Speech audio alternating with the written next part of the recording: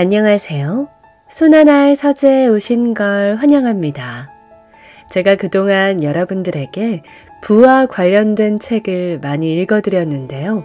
그런 책을 읽으면서 존경하게 된 분이 있습니다. 바로 김승호 회장입니다. 그는 사업으로 엄청난 부를 일구고 지난해에는 회사를 8천억에 매각하면서 더 큰 자산가가 되었는데요. 그동안 돈의 속성 등 베스트셀러를 써내기도 했고 사장들을 가르치는 사장으로 강의를 했기 때문에 아시는 분들이 꽤 많을 겁니다. 저는 이분의 책 그리고 강의를 들으면서 한없이 겸손하고 진중한 태도에 절로 존경심이 생겼습니다. 그래서 오늘 소나무 여러분들에게 이 책을 소개해 드릴 수 있어서 정말 좋은데요. 바로 사장학 개론입니다. 나는 사장이 아닌데? 이렇게 고개를 갸웃하실 분들도 있을 것 같아요. 하지만 우리는 모두가 자신의 인생을 경영하는 사업가라고 생각한다면 어떨까요?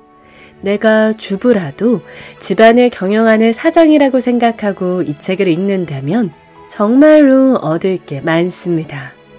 단순히 회사를 운영하는 사장뿐만 아니라 인생을 살아가는 데 있어 꼭 필요한 지혜들이 담겨 있거든요. 김승호 회장이 살아온 철학을 살펴보면 절제를 중시한다는 걸 알 수 있습니다. 먹는 것부터 언행, 그리고 돈을 쓰는 것까지.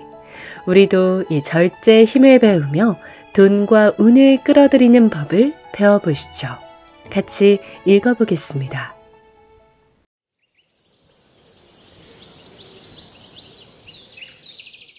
수입의 4가지 경로. 한 개인이 돈을 버는 과정은 4가지 경우 중 하나다. 첫 번째 경우는 자신의 시간을 파는 사람들이다. 하루 24시간 중 일부를 누군가에게 파는 사람들이다. 이들은 직장 생활을 하거나 1인 기업을 운영하며 서비스 제공 등을 통해 자신의 근로로 발생하는 수입을 얻는 사람들이다. 대부분의 급여 생활자에 해당된다. 두 번째 경우는 자신의 시간을 조금 비싸게 파는 사람들이다. 소규모 사업자들이나 전문직 종사자, 연예인, 강연가, 교육자들이 해당된다. 이들은 첫 번째 경우의 사람들보다 적게는 2~3배, 많게는 수십 배 넘게 자신들의 시간을 판다. 세 번째 부류는 타인의 시간을 파는 사람들이다. 이들을 우리는 기업가라 부른다. 이들은 보통 전국 단위로 사업을 하면서 300명 이상의 직원들이 있다. 자본과 기술을 보유하고 있으며 이를 운영하는 직원들의 효율을 통해 그들의 급여 이상의 수익 차익을 가져가는 사람들이다. 마지막으로 이런 기업들을 만들거나 합치거나 재조정을 통해 이익을 얻는 투자자들이 있다. 이들은 기업 혹은 기업가들을 통해 신용자산을 만들어내고 그 신용을 현금으로 확보하는 재주를 가진 사람들이다. 이 4가지 경우 중에 처음 2 부류는 자신이 일을 하지 않는 순간 모든 수입이 정지된다. 자신의 시간을 팔아 수입을 만드는 사람들이기 때문이다. 그러나 기업가나 투자자는 타인의 시간을 파는 사람들이다. 자기 몸이 아니라 아이디어를 통해, 즉 생각을 통해 수입 구조를 만들어 놓았기에 자신의 노동 여부와 상관없이 지속적 수입을 발생시킬 수 있다. 따라서 한 개인의 수입 발전 모델은 시간을 파는 사람으로 시작해서 결국 기업가나 투자자까지 나아가야 한다. 기업가나 투자자가 된 사람들은 모두 이 과정을 거친 사람들이다. 단지 자신의 시간을 정년 때까지 팔다가 연금으로 은퇴하기를 거부하고 모험과 기회를 이용한 사람이라는 차이가 있을 뿐이다. 어떤 젊은이도 그가 노력하면 한 세대 안에 이 모든 경로를 밟을 수 있다. 자산이 없는 사람은 처음에는 자기 노동력이 기반이 된 근로소득을 얻어야 하지만 점차 타인의 노동력이 기반이 된 사업소득을 얻기 위해 노력해야 한다. 이후에는 금융소득을 함께 얻어야 한다. 마지막으로 국가의 성장과 변화에 따른 구조적 소득까지도 얻을 수 있는 영역으로 들어가야 한다. 이렇게 할 수 있을 때 비로소 한 가족 혹은 가문이 가난으로부터 영구히 벗어나게 된다. 우리는 성공한 사람들의 현재만 보고 그가 불과 수년 전에 혹은 수십 년 전부터 무엇을 해왔는지 미처 상상하지 못한다. 그도 한때는 자신의 시간을 팔았고 더 비싸게 팔기 위해 미친 듯 노력했고 거기에 안주하는 대신 창업에 도전한 사람이다. 손과 발이 돈을 벌던 시절을 지나야 머리로 돈을 버는 시절을 만날 수 있다. 내 경쟁자 100% 이기는 법. 열심히 한다고 시험에서 합격하거나 학교에서 우등생이 되는 것은 아니다. 아무리 열심히 해도 머리 좋은 사람을 따라갈 수 없다. 그러나 사회에서 남들보다 앞서고 성공하기 위해서라면 매우 간단한 방법이 있다. 이 방법은 한 번도 틀린 적이 없다.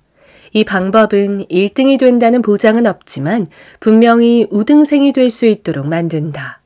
그것은 바로 끝까지 하는 것이다. 우리가 만나는 경쟁자 중에 거의 90% 이상은 포기한다. 체육관에 등록하고 대부분은 오지 않는다. 그렇게 오는 사람 대부분은 운동이 아니라 운동을 했다는 위안을 받기 위해 온다. 그러니까 정말 운동하겠다고 덤비고 포기만 하지 않아도 100명 중 몇 명 안에 들어갈 정도로 우수한 체육인이 될 수 있다. SNS 마케팅을 배우거나 부동산에 관해 공부해도 끝까지 파고들면 아무리 둔한 사람도 상위 10% 안에 들 수 있다. 시장은 어차피 상위 10%가 거의 모두 장악하고 있다. 그러니 10% 안에만 들어도 대성공이다. 책을 하나 쓰고 싶다면 포기하지 않고 계속 쓰면 된다. 200자 원고지 1000매를 쓰는데 하루에 3장만 꾸준히 쓰면 1년이면 원고가 완성된다. 신인 작가로 데뷔하려는 사람들은 글이 나빠서 출간하지 못하는 게 아니라 중간에 원고 쓰기를 포기해서 책이 나오지 않는 것이다. 만약 내가 어떤 일을 포기하지 않고 꾸준히 하는 버릇이 있다면 이미 나는 상위 10% 안에 드는 사람이다. 무엇을 해도 상위 10% 안에 들어간다. 운이 좋거나 실력이 좀 더 있다면 상위 1%도 될 수 있다. 그러니 하려는 그 일을 당장 오늘부터 해야 한다. 루이스가 쓴 스크루테이프의 편지에 보면 삼촌 마귀가 신참 조카 마귀에게 사람을 속이는 11가지 방법 중 하나를 가르치는 장면이 나온다. 인간에게 계획을 하게 하라. 정말 좋은 계획을 하게 도와줘라. 그리고 내일부터 하라고 해라. 인간에게 내일은 없다. 그렇다. 내일부터 하는 사람에게 내일은 없다. 내일은 항상 오늘이 돼 있기 때문이다. 그러므로 오늘 시작하고 끝까지 하는 것이야말로 저절로 1등이 되는 방법이다. 이렇게 절대로 포기하지 않는 능력을 끈기라고 표현한다. 당신이 정말 정복하고 싶은 목표가 있고 절대로 포기하지 않는 끈기와 기계만 있다면 거의 모든 것을 이룰 수 있다. 100%라고 말하지 않는 것은 어쩔 수 없는 일도 여전히 생겨나기 때문이다. 당신 상상안의 것을 현실로 만드는 2가지 힘. 그것은 끈기와 기계뿐이다. 끈기와 기계가 없으면 아무리 뛰어난 능력을 갖춘 사람도 평범한 사람이 된다. 포기하지 않는 끈기는 모든 것을 이겨낸다. 끈기는 성공을 잡기 위한 위대한 무기다. 끈기를 대신할 만한 것은 거의 없다. 똑똑한 사람이 모두 성공하는 것이 아니다. 천재라고 모두 성공하는 것도 아니다.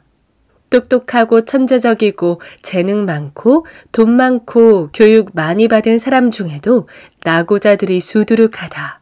모두 끈기를 갖추지 못했기 때문이다. 이것이 사업에서 가장 큰 힘이다. 경쟁자 이기기가 이렇게 쉽다. 내가 힘들면 상대도 힘들다. 현재 성공한 경쟁자는 결국 버티고 버텨낸 사람이고 지금도 힘들어도 버티고 있는 사람이다. 경쟁자들은 내가 포기하기를 기다리고 있다. 만약 내가 떡집을 하고 싶다면 세상의 모든 떡집을 찾아다니고 맛보고 분석하고 만들어 본다. 서너 달, 1년 말고 10년을 그렇게 했다면 떡에 대해서는 전국 톱에 들어갈 것이다. 경쟁자들이 어디에 있는지 보이지도 않을 것이다. 10년이 아니라 20년을 그렇게 나이 20부터 했다면 40살이면 한국의 최고 장인이 돼 있을 것이다. 대머리 타투 전문가, 프랜차이즈 신메뉴 분석가, 동물 배변 전문 훈련가, 떡볶이 전문가, 노안수술 전문 의사, 주택생활 파손 수리 전문가 등 그 어느 분야에 들어가든 일단 포기하지 않으면 그 분야의 탑 10%는 정해졌다. 어디가 끝일까? 모두가 그만두거나 몇몇이 남아 산꼭대기 좁은 정상에 서로 엉덩이를 비비고 앉아있는 모습이 보이면 거기가 끝이다. 결정을 내리기 쉽지 않을 때. 성공하는 사람들은 결정을 내릴 때 그 결정의 방향보다 속도가 돋보인다. 그들은 옳은지 그른지에 대해 생각보다 많이 고민하지 않는다. 생각을 많이 하는 사람들은 오히려 사업을 그르친다. 대부분의 망설임은 심사숙고라는 멋진 말로 포장돼 있지만 포장을 까보면 낭비된 시간의 부스러기가 남아있을 뿐이다. 이 세상에서 가장 가치 있는 자산은 시간이다. 그런데 생각을 깊게 한다는 이유로 결정을 미루는 사람은 결정의 결과보다 더 가치 있는 시간을 죽이는 것이다. 마치 기름값 싼 주유소를 찾아 전국을 헤매는 사람과 같다. 나는 결정을 즉각적으로 하고 이후에 추가 결정을 통해 결정 자체를 옳은 결정으로 만드는데 집중한다. 심지어는 틀린 결정을 내려도 그 틀린 결정을 수정해 나가는 과정에서 성공이 완성돼 가는 것을 보기에 결정을 빨리 한다. 어떤 결정이든 한 달, 두 달 미루지 않는다. 일주일, 2주일 미루지도 않는다. 하루 이틀 미루지도 않는다. 심지어 1시간, 2시간도 미루지 않는다. 거의 99%의 결정이 순식간에 진행된다. 모든 결정을 즉각 처리하고 지시하고 종결한다.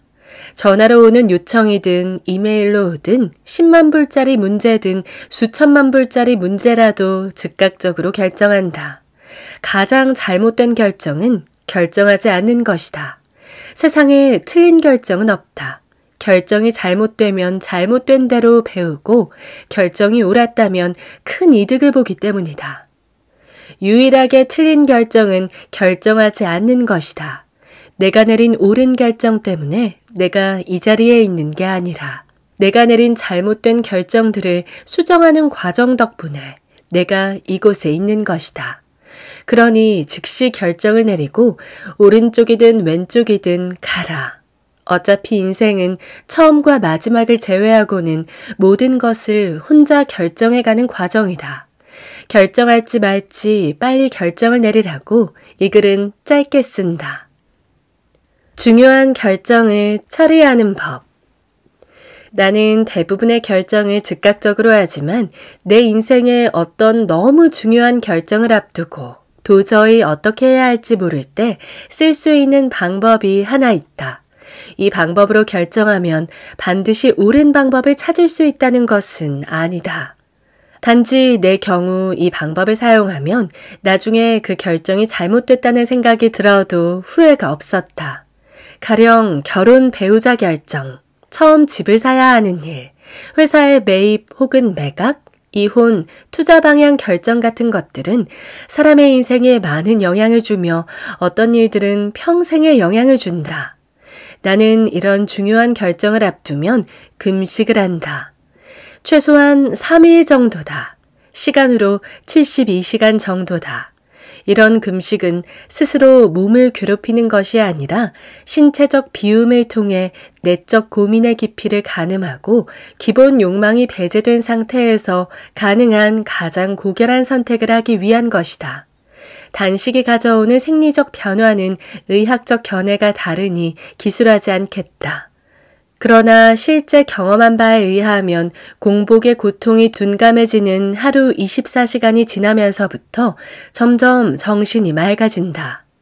음식에 대한 욕구가 통제된 상황에서는 사람의 인지 능력이 향상되도록 뇌에서 변화가 일어난다. 마음속 깊은 곳에 있는 생각들이 그때 올라온다. 물을 제외하고 모든 음식을 끊고 3일간 견디면서 그 문제에 대해 깊은 고민을 이어가 보기를 권한다. 첫날은 힘들지만 이틀째부터는 할만하고 3일째에는 오히려 기분이 좋아지고 평온해진다. 단식의 효과로는 마음이 안정되고 기억력이 향상되며 의지력이 강화된다.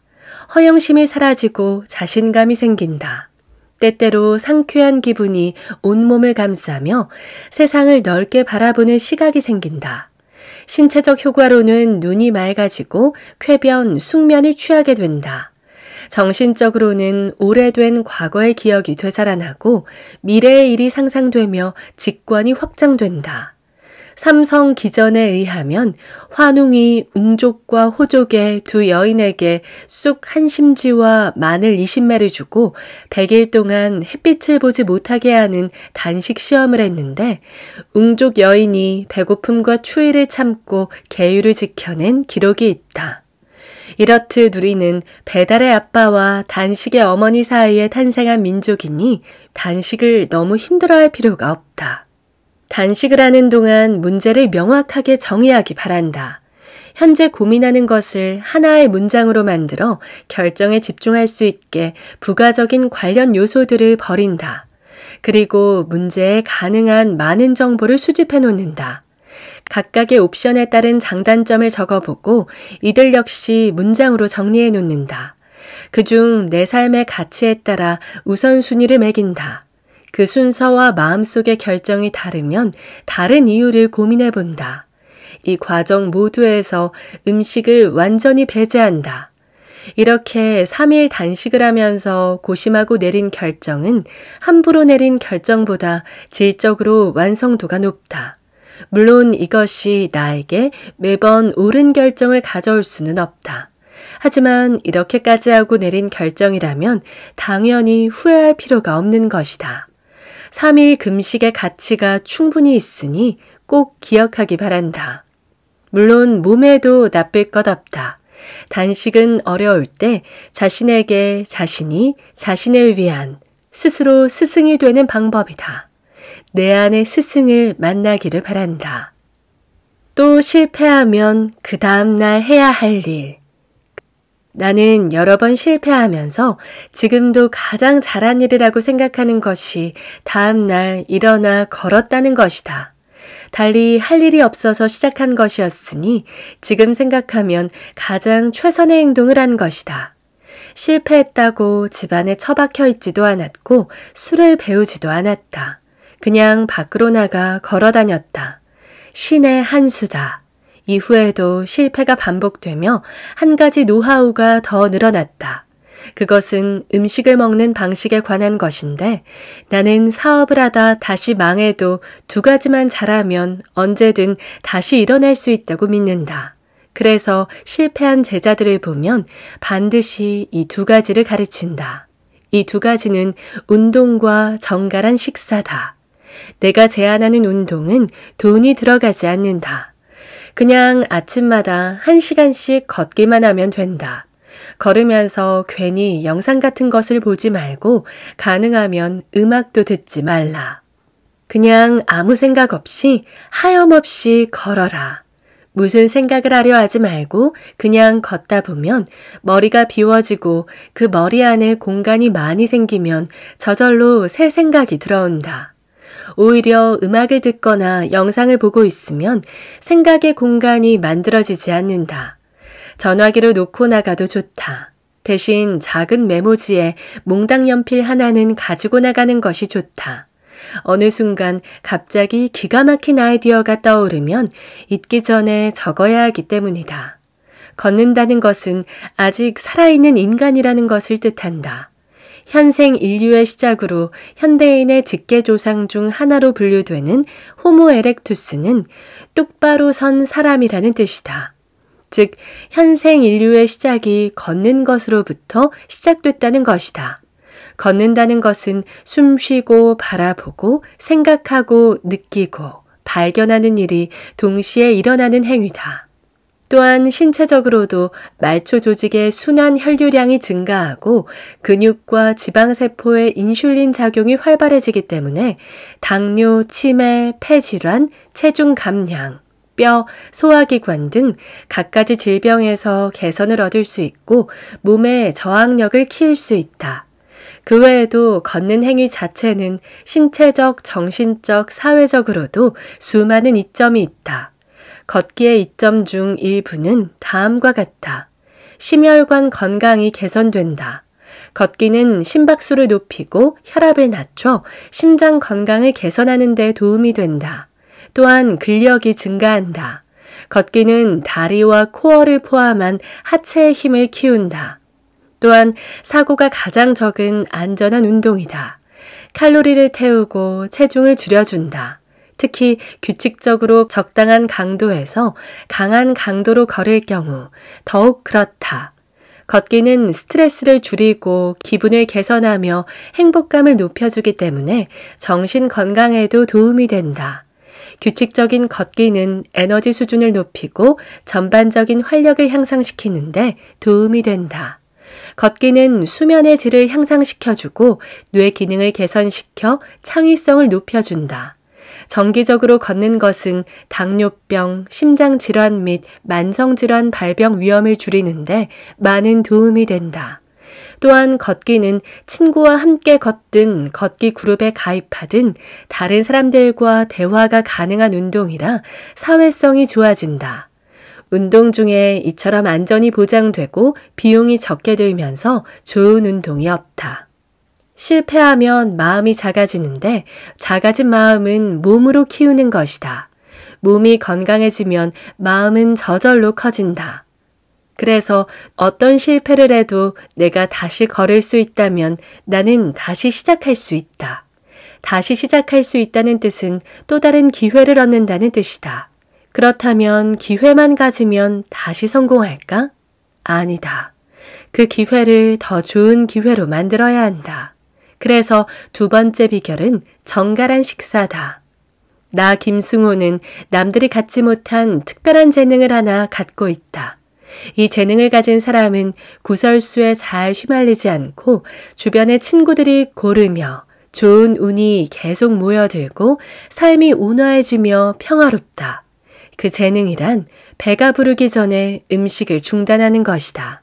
나는 배가 부르도록 음식을 취하는 일이 1년에 서너 차례도 안 된다. 양가에 노모님이 해주시는 음식을 먹을 때 외에는 배가 부르기 직전에 숟가락을 놓는다. 어머니 앞에서는 마음껏 먹는 일이 상식이고 예외이니 예외로 한다. 음식의 양, 음식을 먹는 시간, 음식의 질은 그 사람의 운과 운명을 결정한다. 어느 관상 철학자의 말에 따르면 한 인생에 먹어야 할 음식의 양은 정해져 태어난다고 한다. 그러니 음식을 많이 먹으면 온갖 병으로 일찍 죽는 것이고 음식을 나누어서 조금씩 먹으면 건강하게 오래 산다고 한다. 음식을 먹는 시간이 일정하지 않은 사람은 과식, 폭식에 노출된다. 인간이 받는 유혹 중에 음식만큼 매일 결심을 바꾸게 하는 것이 없다. 다이어트를 해보면 인간이 얼마나 음식에 나약한지를 매 끼니마다 느끼게 된다. 그래서 일정하게 식사하지 않는 사람들은 과식이나 폭식을 하고 이런 자리에 함께하는 사람들 또한 대부분 같은 사람들이라서 건전한 친구들이 아니라 거칠고 불규칙한 사람들과 함께하게 된다. 그러니 좋은 일이 생길 수 없다. 너무 거친 음식은 나를 해치고 너무 기름진 음식은 다른 생명체를 해친 것이다. 세상 모든 것은 인연으로 연결돼 있다. 우주의 삼라만상이 결국은 하나다. 음식이란 다른 생명에서 오는 것인데 이를 너무 함부로 하면 세상의 운명은 결국 나를 함부로 하게 돼 있다. 정갈하고 단정한 음식을 먹고 기름진 음식을 적당히 조절하고 남기지 않게 준비하고 남은 음식을 내 배에 버리지 않는 것이 바르게 음식을 대하는 태도다. 그런 식습관을 가지면 그 사람이 만나는 사람이나 환경이 곧고 올바르게 된다. 결국 좋은 운이 붙기에 가장 이상적인 상황 속에 살고 있다. 좋은 아이디어와 생산적인 모임, 현명한 친구들이 모이고 불필요한 인연들은 사라진다. 당연히 좋은 일이 생길 수밖에 없다. 그러니 앞으로 망하면 운동과 정갈한 음식, 이 두 가지만 다시 돌아보라. 칭찬과 비난을 대하는 태도. 칭찬도 잘 받는 방법이 있다. 가장 우선은 당연히 고맙다는 마음을 갖고 감사 인사를 하는 것이다. 또한 자신이 받는 칭찬에 공헌한 사람이 있으면 이를 언급해 칭찬을 반드시 나눠야 한다. 무안하거나 부끄러워서 혹은 겸손해서 칭찬을 부정하는 사람도 있으나 이런 태도는 상대의 진심을 무색하게 만들 수 있다. 받을 만한 일이면 받아도 된다. 특별히 진심으로 칭찬하는 사람 앞에서 칭찬을 인정하지 않고 주제를 바꾸면 오히려 서로의 관계를 중요하게 여기지 않는다는 느낌을 줄 수 있다. 칭찬은 일종의 무형의 선물이다. 선물을 거절하면 때때로 주는 사람에게도 모욕이 된다. 칭찬에도 좋은 것과 나쁜 것이 있다. 그래서 칭찬을 받으면 항상 이 칭찬이 진심인지 아닌지 주의해야 한다. 어떤 칭찬은 당신을 조종하거나 통제하기 위해 진실하지 않은 칭찬을 하는 경우도 있다. 따라서 이 칭찬이 당신을 특정 방식으로 계속 행동하게 하기 위한 것이 아닌지 구별해야 한다. 물론 반대로 당신이 남들에게 사용할 수도 있다. 즉, 칭찬하는 사람과 주는 사람 사이에 작용하는 힘의 역학을 인식해야 한다. 칭찬은 다른 사람에 대한 통제력을 얻는데 사용될 수 있기 때문이다. 결국 감사하되 그것을 궁극적인 진실로 받아들이지 말고 칭찬 자체가 매우 주관적이라는 것을 기억해야 한다. 비난에 대해서도 동일한 태도를 가져야 한다. 우리는 비난에 익숙하지 않다. 특히 공개적인 비난을 받는 일은 구석에 가둬놓고 때리는 느낌을 받을 수 있다. 비난 중에도 건설적인 비난이 있다. 건설적인 비판은 당신의 발전을 돕기 위한 의도로 제공된다. 이 경우 개인적으로 나쁜 감정이 없다. 물론 나쁜 감정이 없다고 모두 건설적인 비난은 아니다. 정보가 모자라거나 오해나 질투로 인한 비난도 있기 때문이다. 이런 비난은 그냥 무시해도 된다. 대부분의 건설적 비난은 구체적이고 실현 가능하고 개선이 필요한 요구가 있다. 이런 문제들은 나를 위한 비난이라 생각하고 개선하기 위해 노력해야 한다. 인스타에 올린 글을 보고 오타나 문법적 오류가 있다고 말해주는 것은 건설적인 비난이다. 그러나 작가라는 사람이 그런 것도 모르냐며 돈은 있어도 머리는 없냐는 비난은 그냥 무시해도 된다. 그렇게 말하는 사람의 마음속에 들어있는 자만과 무례함을 안타까워하면 그만이다. 파괴적인 비판은 당신을 해치거나 비하하려는 의도로 드러난다. 심지어 이런 비난은 개선해야 할 부분을 정확히 알려주지 않기에 감정적 비난으로 이어진다. 이런 행위로 당신을 해하려는 것이 주목적인 비난이다. 비난 역시 칭찬과 마찬가지로 다른 사람에 대한 통제력을 얻는 데 사용될 수 있다. 이것이 최종 목적인 비난도 상당하다. 비난을 들으면 가장 먼저 조심해야 할 것은 자신의 자존감에 영향을 미치지 않도록 하는 일이다. 비난한 당사자의 권위나 그 숫자의 위압을 느끼지 않고 이를 통해 더 나은 사람이 되도록 노력해야 한다. 부정적이고 파괴적인 비난에 자기 스스로에게 상처 주지 않고 응대하는 가장 좋은 방법은 유머다. 비난의 내용은 무시하되 그 내용을 유머러스하게 응대하면 비난이 무색하게 되며 당신은 너그러운 사람이 된다. 처칠과 정치적인 의견을 달리하던 한 여성 정치인이 처칠에게 독설적인 비난을 하며 당신이 내 남편이라면 난 커피에 독을 타서 당신에게 줬을 거예요. 라고 말하자 처칠은 웃으면서 대답했다. 내가 당신 남편이었다면 난 그 커피를 마셨을 거요. 간디 역시 대단한 말재주로 상대의 비난을 무색하게 한 이야기가 있다. 영국에서 대학에 다니던 시절 자신에게 고개를 숙이지 않는 간디를 안이 꼽게 여기던 피터스라는 교수가 있었다. 하루는 간디가 대학 식당에서 점심을 먹고 있었는데 피터스 교수가 옆에 다가가 앉았다. 피터스 교수는 거드름을 피우며 간디에게 말했다. 간디 군, 아직 잘 모르는 모양인데 돼지와 새가 함께 앉아서 식사를 하는 경우는 없다네. 그러자 간디는 이렇게 말하고 자리를 옮겼다. 아, 걱정 마세요, 교수님. 그럼 저는 다른 곳으로 날아갈게요. 두 번째로 좋은 대처 방안은 무시다. 비이성적인 비난이나 악플에 대하는 유시민 작가의 대처법은 매우 유용하다. 악플은 그 대상이 된 사람의 잘못이 아니며 그 사람이 해결해야 할 문제도 아닙니다. 악플을 쓴 사람의 내면이 얼마나 남루하며 황폐한지 보여주는 증거일 뿐이에요. 남의 문제를 가지고 왜 내가 고민합니까? 그래야 할 이유가 없어요. 싸우지 마십시오. 달래려 하지도 마십시오. 눈길을 주지도 마십시오. 악플 때문에 화를 내거나 속상해하거나 우울해하는 것은 악플러가 쏜 화살을 주어서 자기 심장에 스스로 꽂는 것과 다름이 없습니다. 라고 말했다. 나 역시 가끔 터무니없는 소리나 악평에 가까운 비난이 오면 유시민 작가의 방법을 그대로 따라한다. 이렇게 하는 것이 매우 중요한 이유는 무방비 상태로 악플에 노출되면 스스로 자기 검열을 하게 되기 때문이다. 그래서 비이성적이고 파괴적인 비난에는 아예 눈을 돌리지 말아야 한다. 단지 이 비난이 건설적 비난인지 파괴적 비난인지 판단하는 몫만 내가 가지고 있다. 사업체가 커지고 회사가 유명해질수록 이런 비난들은 많아지기 마련이다. 유명해지지 않았으면 당하지 않아도 되는 일이니 유명해지는 것에 따른 부속적인 일도 받아들여야만 한다. 때때로 삶에서는 사탕보다 매가 더 효과적일 수 있다. 그러니 비난을 언제나 부정적인 요소로 받아들이지 말라. 비난을 통해 배우고 발전할 수 있는 기회가 분명 있다. 건설적인 비난은 엄격한 선생님이라고 생각하면 된다. 따라서 화를 내거나 방어적이지 말고 제기된 요점을 직접 대면하는 능력을 갖춰야 한다. 나는 나이가 들고 사회적 지위가 올라가면서 주위에 나를 혼내고 야단칠 선생님이 없다는 것이 가장 놀랍고 슬프다.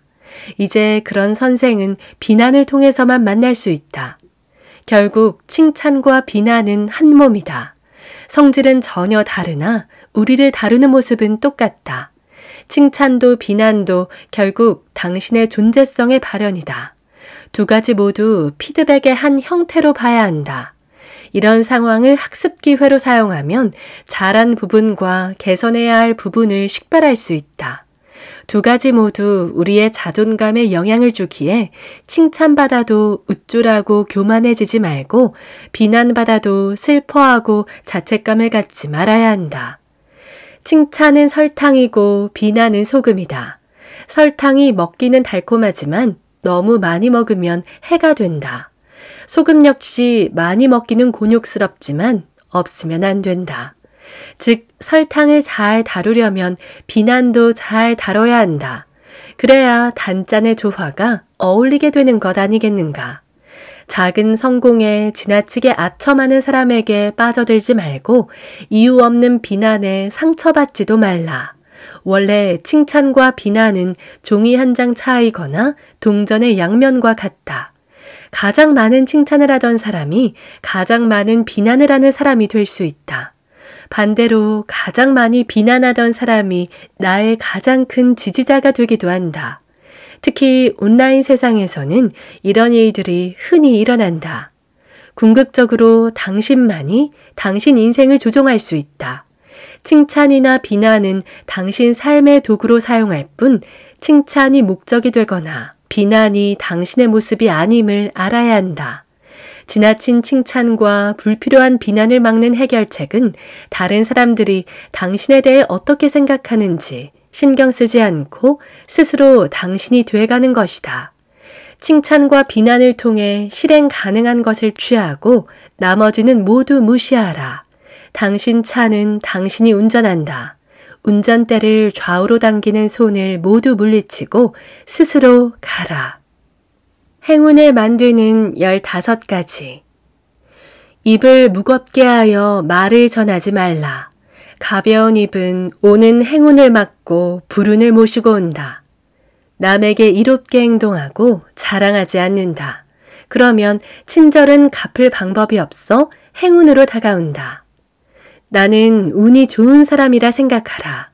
행운도 좋은 사람을 좋아한다. 새로운 것을 두려워하지 않는다. 행운은 항상 새로운 일, 새로운 사람, 새로운 모임으로 나타난다. 나를 찾아오는 사람을 막지 말라. 행운은 누군가의 등 뒤에 타고 있다. 낙관주의가 되라. 긍정적인 시선은 나쁜 일도 반대로 만든다. 다른 사람에게 행운이 되라. 다른 사람도 당신에게 행운이 될 것이다. 창문을 열고 햇빛을 받아라. 행운은 빛과 함께 온다. 필요 없는 낡은 물건은 버려라. 오래된 물건은 생기를 빼앗고 행운의 발목을 붙든다. 행운은 실력이다. 실력을 높이면 확률이 높아진다. 세수를 깨끗이 하고 머리를 단정하게 하라. 몰골이 더러우면 행운은 오다가 실망한다. 당신 말고 상대가 이야기하게 하라. 그때야 행운은 당신이 말할 기회를 줄 것이다. 어른이라면 입은 다물고 지갑을 열어라. 행운은 언제나 젊기에 말은 많고 지갑은 닫는 사람을 좋아하지 않는다. 최소한 1년에 24권의 책을 읽어라. 한 달에 2권만 읽으면 안 보이던 복이 보인다. 15가지라고 했는데 하나가 없다. 마지막은 당신의 존재가 이미 행운이다. 온 우주의 시공간을 곱하기 한 숫자만큼 기적이다. 왜 생각은 현실이 될까? 내가 좌우명으로 쓰는 말은 생각이 현실이 된다 이다. 역사를 통틀어 다양한 문화와 철학적 전통에 걸쳐 많은 사람이 지지해온 개념이다. 서양 철학에서 이 개념은 고대 그리스 철학자 헤라클레이토스로 거슬러 올라간다. 그는 인간의 성격은 그의 운명이다 라고 말했다. 동양 철학에서 생각이 현실이 된다는 개념은 우리의 생각과 행동이 우리의 현실을 형성하고 미래의 경험을 결정한다고 가르치는 불교의 중심 교리다. 부처님 자신이 우리의 모든 것은 우리가 생각한 것의 결과라고 가르쳤다. 19세기 초 미국에서 통합된 영적 운동인 신사고 운동의 중심 개념이기도 하다. 이 운동의 지지자들은 생각이 현실에 영향을 미칠 수 있다는 믿음을 갖고 있었다. 긍정적인 생각과 감정에 초점을 맞춰 같은 사람이 같은 사람을 끌어당긴다고 가정하는 끌어당김의 법칙으로 이어진다. 그로부터 자신의 삶에서 긍정적인 경험과 결과를 가져올 수 있다는 의미다. 유명한 연설가이자 인생 코치인 토니 로빈스는 당신의 영향력의 유일한 한계는 당신의 상상력과 헌신입니다. 라고 말했다. 생각이 현실이 된다라는 생각은 우리의 생각과 믿음이 삶에서 사건이 전개되는 방식에 큰 영향을 미칠 수 있음을 시사한다. 이 아이디어는 종종 긍정적인 생각과 감정이 긍정적인 경험과 결과를 끌어당길 수 있는 반면 부정적인 생각과 감정은 부정적인 경험과 결과를 끌어당길 수 있다는 끌어당김의 법칙 개념과 관련이 있다. 어떤 사람들은 우리의 생각과 믿음이 물리적 세계에 직접적인 영향을 미쳐 특정 사건이나 결과가 발생할 수 있다고 말하기도 한다. 다른 사람들은 생각과 신념이 현실의 인식과 경험을 만들며 특정 사항에 주목하고 집중하게 한다고 말한다. 그것이 어떤 방식으로 일하는지 나는 모르지만 자신의 생각이 자신의 모습을 만들어 나가는 것은 사실이다. 나는 생각이 세상과 사람이 상호작용하는 방식을 형성해 현실 안에 다양한 행동과 결정으로 이어진다고 믿는다. 생각이 현실이 된다는 개념은 과학적으로도 증명된 것이 아니며 그 효과는 개인마다 다르다는 점을 언급할 필요는 있다. 그러나 분명한 영향력을 행사하는 것은 부정할 수 없는 사실이다. 그러므로 긍정적인 결과를 향한 자신의 생각으로 삶의 긍정적 가치를 얻어낼 수 있을 것이다. 결국 우리의 생각과 믿음의 방향이 삶의 크고 작은 사건과 결과에 상당한 영향을 미칠 수 있음을 명심해야 한다. 내가 부자가 될 수 있다고 믿는 사람은 부자가 된다. 정확히는 그런 사람들 사이에서 부자가 나온다.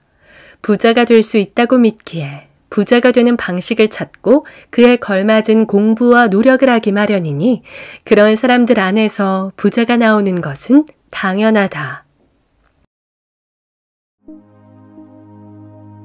오늘 저와 함께한 시간 어떠셨나요?